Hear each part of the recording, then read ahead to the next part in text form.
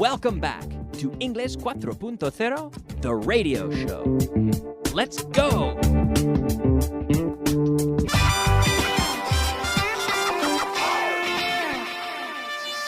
Intermediate. Hello and welcome back to the program. Here we are in class number 179 today, getting started with a little review. We saw a few interesting things yesterday. We talked about the verb to mean, which is significar. Did you say what you meant to say? Me, every day I mean, yesterday I meant, lately I've meant. Yes, I said exactly what I meant to say. Have you ever said something you didn't mean to say? Sure, we all have. We've all said things that we didn't mean to say. Sure. What does the verb in Spanish, talar, mean? What does it mean? Oh, well, talar means to cut down trees, right? To cut down trees. That's right. Yeah. What does it mean? Now, we also saw yesterday that it can mean decir en serio, in the sense of, I mean it. Lo digo en serio. I mean it. Don't put your feet on the table. And I mean it. I'm serious. It can also mean tener la intención. Oh, I meant to do it. I didn't do it, but I meant to do it. I meant to turn off the computer before I left the office. I'm sorry. I meant to do it. I just forgot. Or sometimes we do things and someone questions whether or not we did them intentionally. Did you mean to do that, or was it an accident? Oh, yes, I meant to do it. I meant to do it. Does English mean a lot to you? Significa mucho. Does English mean a lot to you? It means a lot to me. It's my livelihood. I make a living teaching English. It means a lot to me. It's very important to me. It means a lot to me. And if you're listening, if you're a regular listener, then I'm sure it means a lot to you too. Right, Maria? Right, Javier? Pedro in A Coruña? I know you're listening. It means a lot to you, and I know it does. All right. Let's move on and talk about something interesting. Do you like interesting things? Of course you do. Of course you do. You like interesting challenges. Yesterday, something came up. Here we have in our student guide, ¿para qué? What for? What is a pen for? Oh, a pen is for writing. And this is something that's quite interesting because my students, I've noticed over the years, my students make a lot of mistakes with this.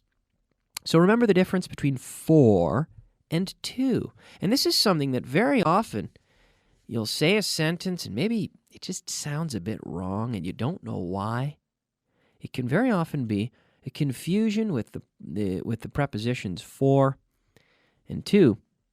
So remember, when we're talking about a specific case or the reason why something exists, we use for. Sorry, not a specific case, but a general reason for existence. The reason why something exists, we use for. Yesterday I said, cigarette lighters are for lighting cigarettes. Now in the question, we will also use for, which is the point here today in the class. What are cigarette lighters for? And the answer is, well, cigarette lighters are for lighting cigarettes.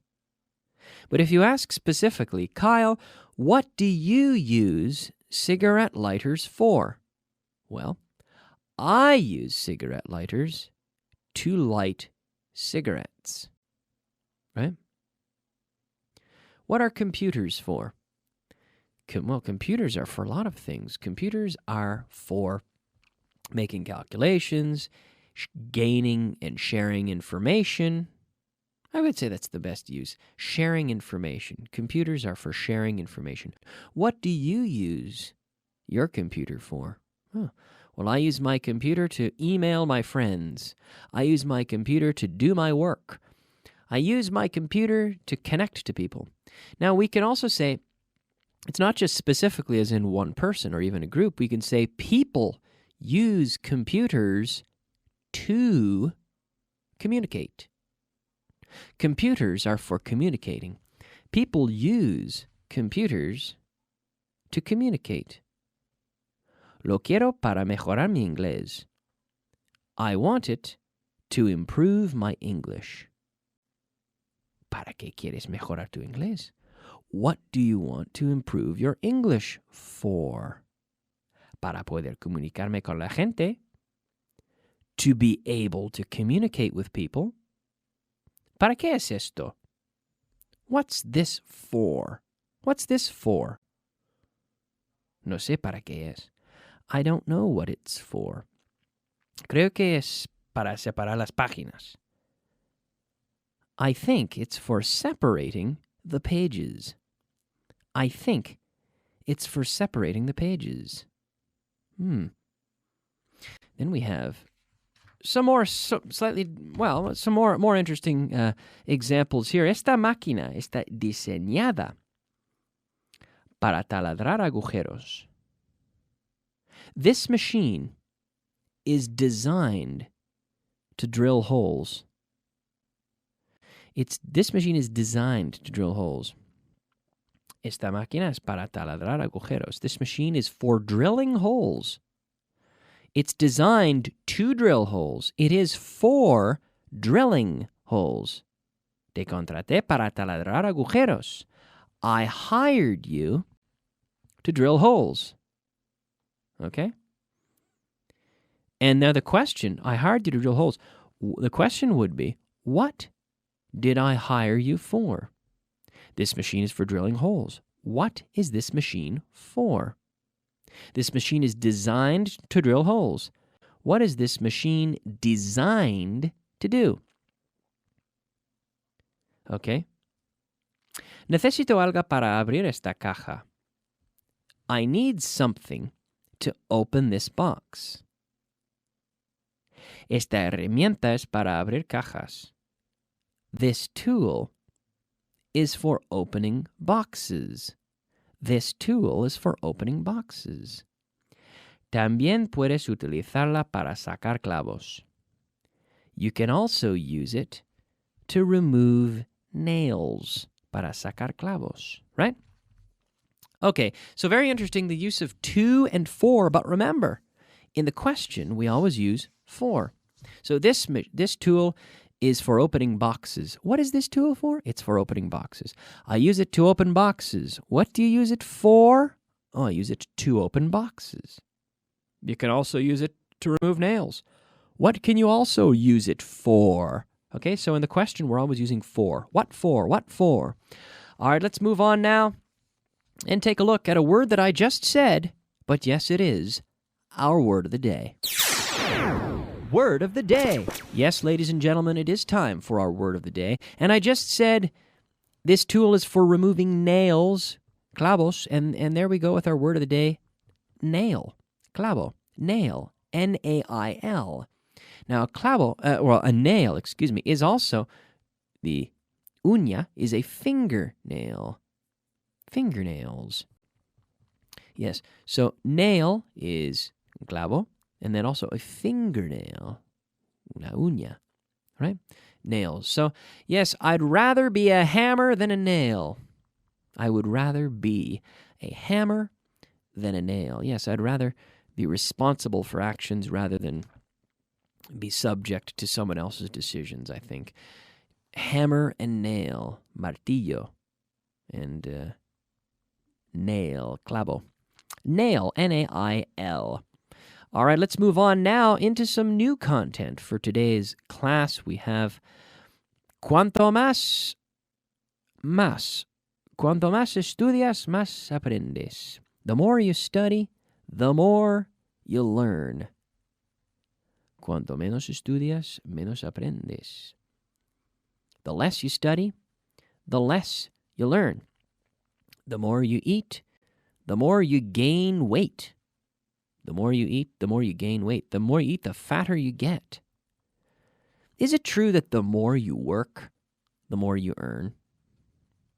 I don't think so. No, Kyle, it isn't true that the more you work, the more you earn. I think you have to work intelligently. You have to make sure that your efforts are going in the right direction to assure increased earnings. Is it true that the more you sleep, the better you feel? I think for the most part, largely, it is true that the more you sleep, the better you feel. The more you sleep, the better you feel. The more fruit you eat, is it true that the more fruit you eat, the healthier you feel? I think to a certain extent, hasta cierto punto, to a certain extent, it's the same with the fruit example and the sleep example. The more you sleep, the better you feel. To a certain extent, I don't think you should be sleeping, 14 hours a day or anything, but if you only sleep 5 hours, then, well, more sleep is going to be beneficial. But I'm not an expert on sleep. The more fruit you eat, to a certain extent, the better you feel. Fruit is very good for you. The more fruit you eat, the better you feel. I think to a certain extent, yes. I mean, you have to have a balanced diet. You can't only eat oranges every day, but I think I should eat more fruit. I don't eat much fruit at all. I have a cousin, this is true, I have a cousin who doesn't eat any fruit or vegetables. Nothing. And he's in his 40s. He's probably 45 years old. Doesn't eat any fruit or vegetables. Incredible. All he eats is meat and bread, essentially. And, he eats potatoes, like French fries. He lives in the United States, but he doesn't eat meat he doesn't eat fruit or vegetables. It's a wonder. And he's very thin, and he smokes a lot of cigarettes. He looks reasonably healthy, but I don't know. He must have some problems. I don't know, because he has a very bad diet. The more you work, the more you need a break. Is that true? I think there's some truth to that. The more you work, the more you need a break. To a certain extent, I suppose that's true. Yeah. Let's move on now and take a look at our vocabulary of the day. Vocabulary of the day. All right, it is time for the vocabulary of the day. There are 5 words of vocabulary. The first word today, bibo, which is alive. I'm alive. Yes, alive. Tablón de anuncios. Bulletin board. Yeah. Concesionario. This is a dealer. D-E-A-L-E-R. Dealer. Concesionario. Dealer. Un día sí y otro no. Un día sí y otro no. We saw this recently. This is every other day. Every other day. I think we saw every other day, and we saw, where was it? What class was it in here? We saw a similar expression. Oh, yeah, it was exactly this one. Every other day. Un día sí y otro no. And I said, I wash my hair every other day. I don't wash my hair every day. I wash my hair every other day. I also said, I eat sandwiches every other day. I think those are the examples I gave in yesterday's class. Every other day. Culpa. This is fault. Now, echar la culpa a alguien is to blame someone. So we have the verb to blame someone. But fault, la culpa, the noun. So the goal of the penal system, let's say, when you go to court, they're trying to, or the judicial system, I suppose, the courts and the judges try to blame the person who is at fault, the person who is guilty.